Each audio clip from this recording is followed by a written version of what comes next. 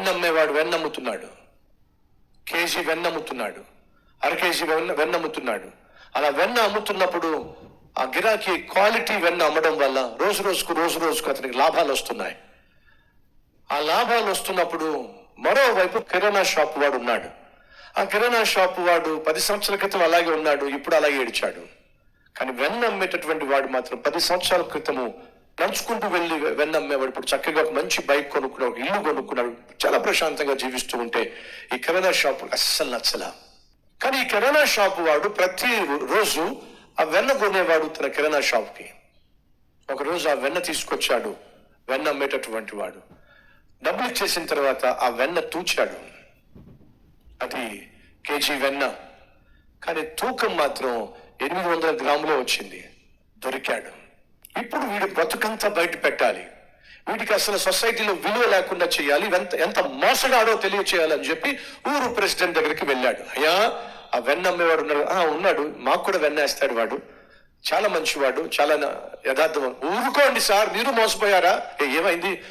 అతడు కేజీ వేయకుండా 800 గ్రాములు వేస్తున్నాడు. ఆ విషయం మనం ఎవరికీ తెలియకుండా ఈ రోజు వరకు మోసపోయాం. నీకులా తెలుసు, నా షాపులో నేను తూకం వేస్తే 800 గ్రామ్స్ వచ్చింది. అవునా? అంత మోసగాడా? పచ్చి మోసగాడో! మీరు వాడి సంగతి తేల్చాల్సిందే, వాడి బతుకు బయట పెట్టాల్సిందే. వెంటనే వీళ్ళిద్దరిని కూడా ఆ ప్రెసిడెంట్ పిలిపించి, ఏమయ్యా నిజమేనా? ఏమిటండి? అదే నువ్వు వెన్న కేజీ వెన్న కాస్త 800 గ్రామ్స్ ఇస్తున్నావు, నిజమేనా? ఆ విషయం నాకు తెలియదండి. చూసారా సార్ ఏమంటున్నాడు? కేజీ వెన్న అమ్మాల్సిన వాడు కాస్త 800 గ్రాములు అమ్మి ఏమీ అడగనట్టుగా ఆ విషయం నాకు తెలియదు అంటున్నాడు. ఎంత మోసగాడో తెలుసా? చూసారా? అదేంటయ్యా, నువ్వే కదా కేజీ వెన్న మాకు అమ్మేవాడివి. నీకు కూడా అదే అమ్మేవాడండి. మరి కేజీ వెన్న కేజీ అమ్ముతున్నావు లేదా నీకు తెలియకుండా ఎలా ఉంటుంది? నిజంగా అది ఎంత ఎగ్జాక్ట్ గా ఉంటుందో తెలియదండి. మరి ఎలా నువ్వు తూకం వేస్తున్నావు? ఎలా వేస్తున్నాను తెలుసుకోవాలని ఆశపడుతున్నారా? తెలుసుకోవాలని ఆశపడుతున్నాను. ఇక్కడే ఉంటానండి. మా అబ్బాయిని పిలిపిస్తారా? అబ్బాయి వచ్చాడు. అయినా అక్కడ మన దగ్గర కందిపప్పు ప్యాకెట్లు ఉన్నాయి కదా, కేజీ కందిపప్పు ప్యాకెట్లు ఉన్నాయి కదా, మినపప్పు ప్యాకెట్లు ఉన్నాయి కదా, గోధుమ పిండి ప్యాకెట్లు ఉన్నాయి కదా. అవునా? పొద్దున్న ఈ అంకులే కదా, ఆ షాపులోనే కదా మనకి ఇచ్చింది.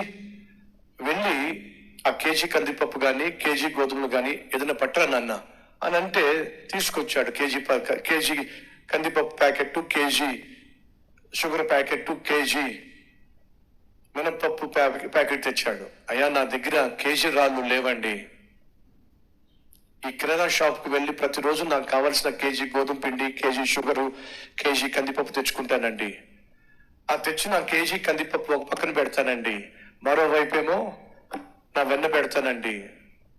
ఇప్పుడు మీకు తక్కువ వచ్చిందా అండి?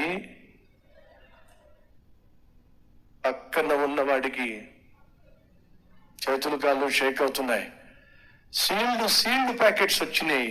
అడిగాడు ఊరు ప్రెసిడెంట్, ఏమయ్యా ఈ ప్యాకెట్ మందేనా? మా కొట్లోదేనండి. సీల్ అయిన ప్యాకెట్ మేమే సీల్ చేశామండి. అప్పుడు అంటున్నాడు, ఒకవేళ మీకు వెన్న 800 గ్రాములే వచ్చినట్లయితే నాకు వచ్చేటటువంటి కందిపప్పు కూడా 800 గ్రాములే. ఇతనంతటికి కారణము గోతులు తీయద్దు, ఆ గోతులు నువ్వే పడతావు. మోసం చెయ్యొద్దు, ఆ మోసంలో నువ్వే పడతావు. మోసపోవద్దు. దేవుడు వెక్కిరించబడడు. మనిషి ఏం విత్తుతాడో దాన్ని కోయక తప్పదు.